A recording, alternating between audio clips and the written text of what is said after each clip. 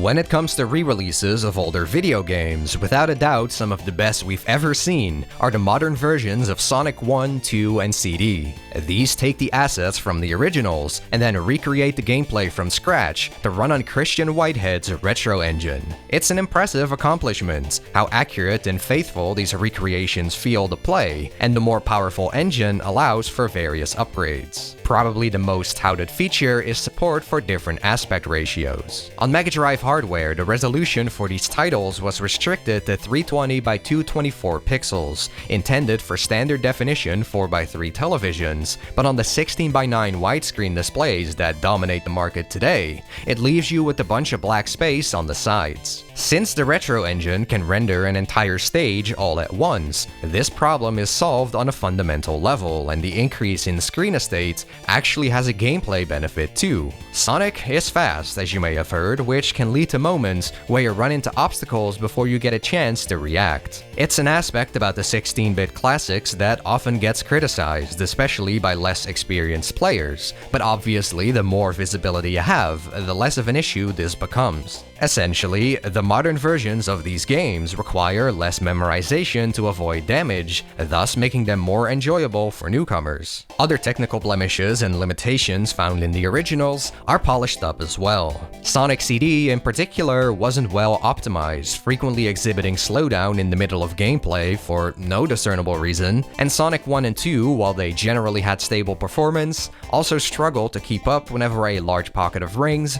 would scatter around. Meanwhile, no matter how busy things get and crowded the screen is, the retro engine powers through everything flawlessly without a hitch across all three titles. The Mega Drive was also incapable of rotating sprites on a hardware level, meaning the developers had to manually draw different sprites for different angles of characters and objects. The retro engine, on the other hand, can rotate sprites in real time, and the result is smoother motion without the need for any additional art. It's usually more of a subtle improvement, admittedly, but an appreciable one nevertheless. You'll definitely notice it in the special stages for Sonic 1 though. In fact, the special stages for these games in general have probably received the biggest glow-ups in their modern iterations, considering they were all meant to push impressive and unorthodox graphical effects. The half-pipe in Sonic 2 was basically made up of pre-rendered video frames with sets of pre-scaled sprites for the rings and bombs to simulate a 3D appearance, all cleverly constructed and compressed to fit on a 1 MB cartridge. On the retro engine, this technique is dropped entirely, and the half-pipe is instead rendered in real 3D at 60 frames per second. Not only does it look a hell of a lot nicer, but you can actually see further ahead and anticipate corners better, making these infamously difficult stages less frustrating to beat. As for the special stages in Sonic CD, they were all about flaunting the Mega CD's Mode 7-esque capabilities, but the playfield only refreshed at a choppy 20 frames per second, and the scaling of the UFOs was janky, accomplished through the use of multiple sprites. As you would expect by now, the modern version updates the playfield with far more fluidity, and the UFOs are actually scaled by the engine itself, so their size changes every frame instead of only at a handful of intervals. As such, you can judge your distance to a UFO more precisely, which is great for playability. Besides all these technical enhancements in the remasters, Sonic 1 and 2 also received a save feature which was absent in the originals. There's an option to retrofit the spin dash into Sonic 1, Tails and Knuckles are playable characters in Sonic 1, Tails is a playable character in Sonic CD, you can choose between the Sonic 2 or Sonic CD spin dash in Sonic CD, and you are free to pick either the Japanese or American soundtrack for Sonic CD. Sonic 2 even includes an extra zone, Hidden Palace, which was scrapped in the Mega Drive original due to time constraints. Add all the above together and you have some excellent representations of these classic games. There are a few nitpicks I have. I think they could have implemented proper transparency on visual elements, where alternating strips of pixels were used to mimic a see-through effect, and the physics are ever so slightly different. Like, I notice you aren't launched high enough to touch these spikes on the ceiling in Metropolis Zone in the original Sonic 2, whereas in the remaster you are. The physics are 99% there, mind you, but minute discrepancies like this indicate they aren't quite a perfect replication. Still, as I said, these are just nitpicks. If I have any serious complaints, it's the soft video output. The scaling algorithm used here to blow up the 240p image adds considerable blur, which is not preferred by many people, including myself, as sharp pixel edges have gained a ton of popularity in the last decade or so. Without hyperbole, an option for sharp scaling would be a game changer and make me more inclined to actually play these modern versions. To tell you the truth, for the most part, I've stuck with the Mega Drive originals over the years, though of course another contributing factor to that was the accessibility, or lack thereof, of the remasters. Now, Sonic CD was the first title to receive the Retro Engine treatment, and that one saw a proper release on consoles and Steam in 2011, but it's Sonic 1 and 2 that followed in 2013 that would only be available on mobile. For some reason, these two remasters were never ported to consoles or PC, and people had to resort to Android emulators or other obscure methods of connecting their phones to play on the big screen.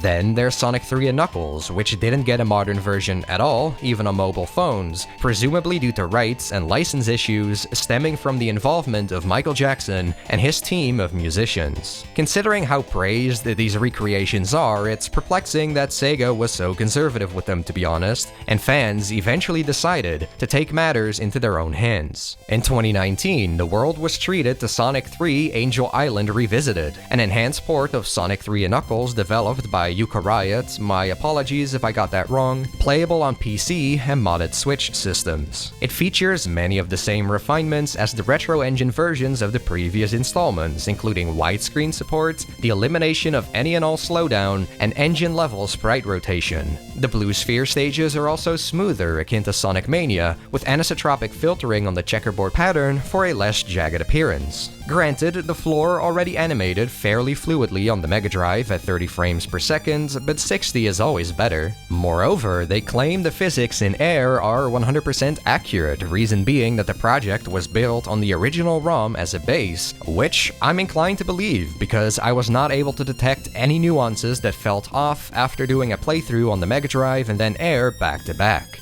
I also love all the customization options, loads of choices for the music, allowing you to swap between Sonic 3, Sonic & Knuckles, and the prototype variants on a track-by-track basis. You can turn off all the visual enhancements if you want, and you can tweak many gameplay aspects, like reintroducing big arms into launch base for Sonic and Tails, plus you can unlock the Super Peel-Out from Sonic CD, and the Drop Dash from Sonic Mania. If all of that wasn't enough, sharp scaling is even supported, satisfying pixel purists like me, and thus I'm confident in saying that Air is the definitive way to play Sonic 3 and Knuckles. It's a fantastic effort all around that basically renders the Mega Drive original obsolete, and thankfully, awesome developments kept coming because not much later in early 2021, the Retro Engine versions of Sonic 1, 2, and CD were decompiled by Rubber Ducky Cooley. Simply put, this means they can be freely ported to different platforms, which of course ended up including PC, Switch, and I wouldn't be surprised if there were more. For the most part, the decompilations are one-to-one, so they're not as configurable as Sonic 3 Air by any means, but there are a few key improvements. Firstly, Sonic CD now runs in the correct aspect ratio and provides the maximum visibility that it should. Strangely enough, the 2011 release cropped a part of the screen and looked too fat overall as a result. And secondly, for the decompilations, we got sharp scaling, baby. Couple that with the convenience of having these remasters natively on anything other than phones,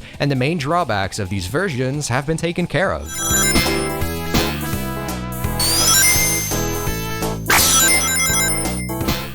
So, with all this progress and hype going on within the fan community, it seems as if Sega finally realized, shit, people are craving these remasters. Fast forward a little bit, and they announced Sonic Origins, an anniversary collection of Sonic 1, 2 CD, and 3NK, although at first it wasn't clear if 3NK would even be recreated in the Retro Engine, because they showed some crusty-ass 4x3 footage for it in the teaser. News on Origins then went silent for a while until April this year, when they published published the official trailer and this confusing, overly convoluted Ubisoft chart to outline what the various tiers of DLC contain, it screams nickel and diming because you have to pay extra for features like camera controls over the main menu islands and character animations during music islands. It sounds ridiculous to even advertise these as perks for a premium package. They pulled a similar stunt with Sonic Colors Ultimate, locking the remixes for Planet Wisp behind an additional paywall. Genuinely, in both cases, was this necessary? Frankly, $40 as a base is steep enough as is. Sonic 1 and 2 have been re-released to death, and while the prospect of their remasters, as well as a retro engine version of Sonic 3 and Knuckles, now being readily available on modern platforms is exciting, it's almost like Sega ripped a page from Nintendo's playbook and created an inflated sense of value through artificial scarcity. For perspective, the Genesis/Mega Drive collection on the PlayStation 3 and Xbox 360 from 2009 sported 40 titles and even some arcade stuff, and I seem to remember it ran for $40 when it came out. Prior to that, there was Sonic Mega Collection Plus, which went to the trouble of including the spin-offs Sonic Spinball, Sonic 3D Blast, Dr. Robotnik's Mean Bean Machine, and even an extensive selection of unlockable games like the series' 8-bit catalog. You know what would have been cool to see brought back from the dead too? Knuckles Chaotix. Sure, I think that game blows bully balls, but why not finally give it some love and let more people experience this forgotten 32X novelty? They cared enough to sell its music in Origins as part of the DLC, so yeah. I could go on with examples, but more than anything, the fact that mobile remasters of Sonic 1, 2, and CD can be purchased for $2 a pop, and that vanilla Sonic 3 and Knuckles on Steam used to go for like $5, exposes the absurdity of this. For roughly $10, you could acquire these 4 titles and legally convert them to the best possible versions using the decompilation tools and Sonic 3 Air. Now, Origins was realistically never going to launch for $10, given that Sega does need to turn a profit from producing the collection after all, but I feel like $20 would have been respectable. You can tell they aren't fully confident in the $40 price tag, by the way, because they felt the need to delist the cheaper individual listings of these games on Steam. That's nice, isn't it? And to add insult to injury, they provide no upgrade path for anyone who already owns the game, so you'll be charged full price for Origins no matter what. There's your first reason I am not buying Origins. I have no incentive to.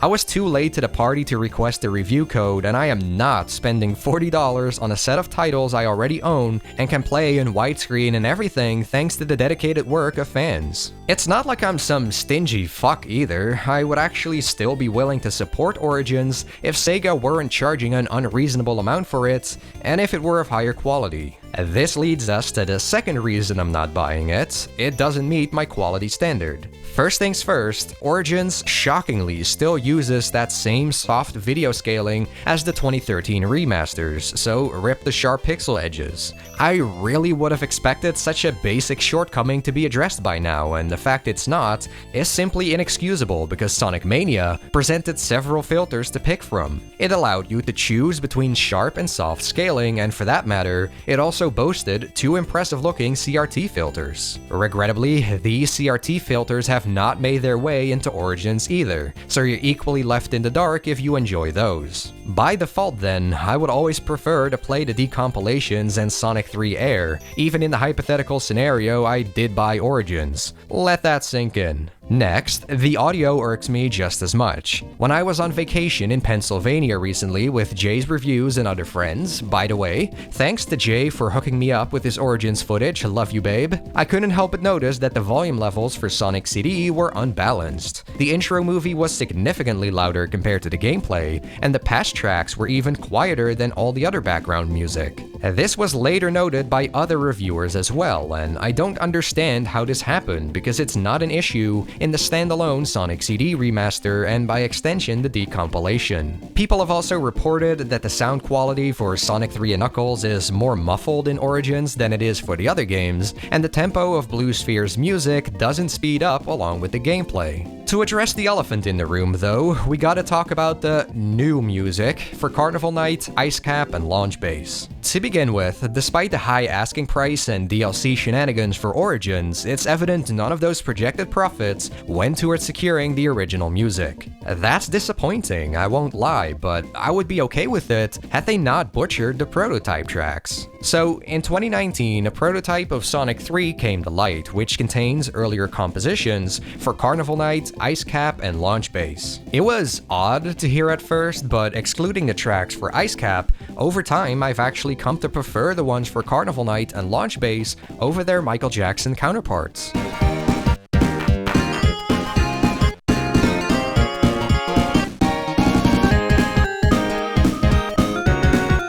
They could use some work in the arrangement department, sure, but we had something to look forward to when it was announced that Jun Senoue would be polishing up the tunes. Well, that turned out to be a bust because the Origins renditions are all vastly inferior.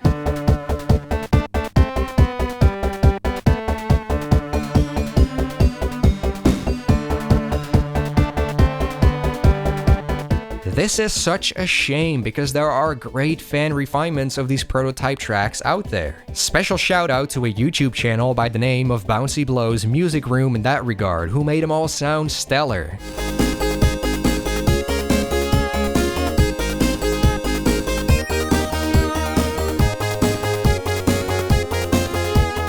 Seriously, this stuff runs circles around whatever the hell is in Origins, and I'm baffled that Sega said, yes, we're gonna go out of our way to make the prototype track sound worse, and that'll be how we officially bring them to life for the masses. It's a disservice, man. They also changed the supersonic music to be less repetitive, which is an admirable goal, but it came out sounding like Sonic 4 with the wrong drum samples, for crying out loud.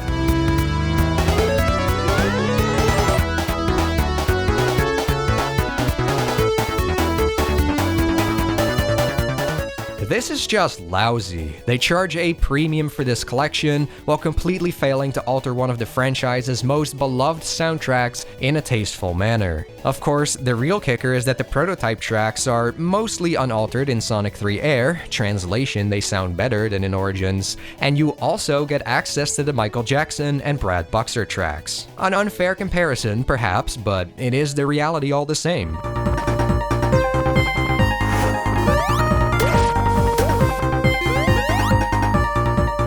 What I was most surprised to learn about, however, are all the bugs found in Origins. The common ones I've heard about for Sonic 2 is that Tails' helicopter sound effect will play indefinitely if he happens to be flying during an Act 2 fade-out, and his AI constantly gets stuck off-screen, causing him to jump over and over and become unavailable to carry you to higher places. I was not able to replicate any of this behavior in either the mobile version or the decompilation, so why it was introduced in the porting process to Origins is kind of a mystery. And you know, the fact this exists at all doesn't inspire a ton of confidence, because it means it's possible that other newly introduced issues are lurking within Sonic 1, 2, and CD as well. Moving over to Sonic 3 and Knuckles, I could show you a bunch of anecdotal evidence of the glitches people have run into, and that the collision is screwed to the extent certain scripted segments are broken. But all you need to know is that Stealth, the leader of Headcanon, which is the team responsible for the Sonic 3 and Knuckles conversion,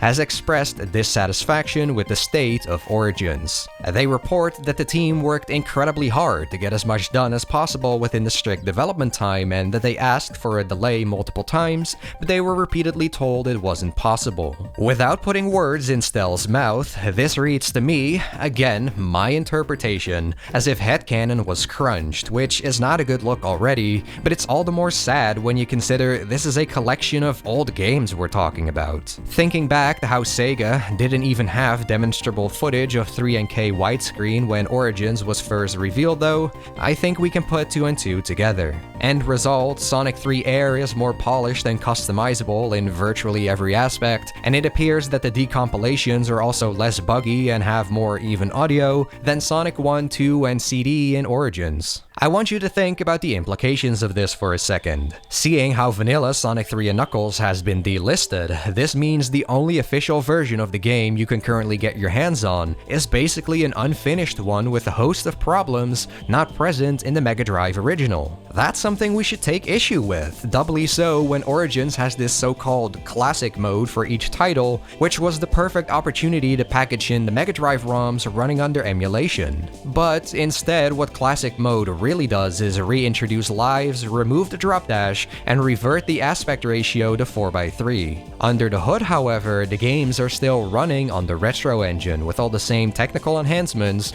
but also exclusive problems that entails. The spin dash is still in Sonic 1, Lamau, and while I wasn't able to find confirmation, I'm willing to bet Hidden Palace Zone is still in Sonic 2. What's the point of classic mode if people can't even get trapped in Mystic Cave's spike pit? This mode seems misleading at worst and pointless at best when the main draw of Origins Anniversary mode is in 16:9 and adds the drop dash to all the games. The drop dash is cool for sure, but Sonic 1, 2, and CD don't have proper sprite animations for it, and apparently it feels underwhelming and limp in Sonic 1 and 2 specifically. Kinda tragic that one of Sonic's core moves in recent years couldn't be implemented consistently across the board. Additionally, Anniversary mode removes lives in favor of these coins. I'll let them off the hook on this one. I think this is actually a fine change. Experienced players never get game overs anyway, and inexperienced players probably appreciate not having to replay entire zones if they die a lot. That being said, with these coins you can retry a special stage whenever you fail one. This is harmless enough for Sonic 1 and CD, where you only get so many chances to enter a special stage in the first place. But for Sonic 2 and 3 and K, I want to say it undermines part of the incentive to explore in those games. I guess I didn't let them off the hook, did I? If you ask me, they should have just gone all the way and implemented proper save states and rewind. These are pretty standard features on re-releases of classic games nowadays, and create a more defined line between the authentic experience, if you will, and outside tools to assist the player. For my money, as a concept, the coins are better suited toward the museum. Now, from what I've gathered, there's a decent amount of artwork and things of that nature to check out here, but at the same time, little of it is material we haven't seen before, and a lot is missing. The music for Knuckles Chaotix, which paid for DLC, I'll remind you, is even mislabeled. Track names are all shuffled up, and God knows how that slipped through the cracks. Anyway, I think a museum like this can only feel so special when we live in an era where everybody can look up and listen to its contents online. It would have been more worthwhile if you could use your coins to unlock more games, or gameplay-centric stuff at least. Imagine if you could unlock Mighty and Ray as playable characters. Wouldn't it be sweet if these two turned into 2D mainstays after Mania Plus? I don't know, just spitballing here. Colors Ultimate had that whole customizable accessory shtick going on, and remember how Sonic Generations allowed you to play any music from the library during the stages themselves? You can't do that in Origins. Why not? It diminishes the appeal of even having a music library. Really, these menus and the interface further evidence that Origins was hastily hacked together. The main screens themselves look attractive and slick, but the options for Sonic CD, like the type of spin dash you want or the soundtrack you prefer to listen to, take you to these isolated menus from the 2011 version. It's a completely different design from the rest of Origins, and the character selections are equally inconsistent. Sonic 3 and Knuckles has the save file / character select screen straight from the 1994 original, while Sonic 1, 2, and CD get these almost Rival Rush tier pop-ups plopped onto the screen when you press start on the title screen.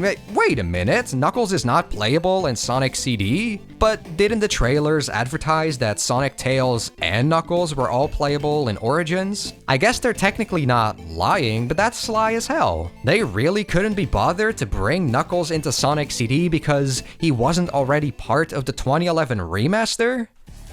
This should have been a relatively easy home run, Sega. But here you are, charging $40 and putting out this Frankenstein DLC chart, and what do you give your audience in return? A rushed, bolted, and stitched together collection of 4 separate remasters, one of which is in a rough enough state that the development team behind it felt the need to make a public statement. You're even hurting your customers on PC yet again with that parasitic de novo DRM, which has been causing various technical issues ranging from stutters to input lag, because you were just so afraid of people pirating these 30-year-old titles. Maybe I'm too harsh or overdramatic, but coming off of the heels of the diabolical dog show that was Color's Ultimate, can you blame me for being fed up?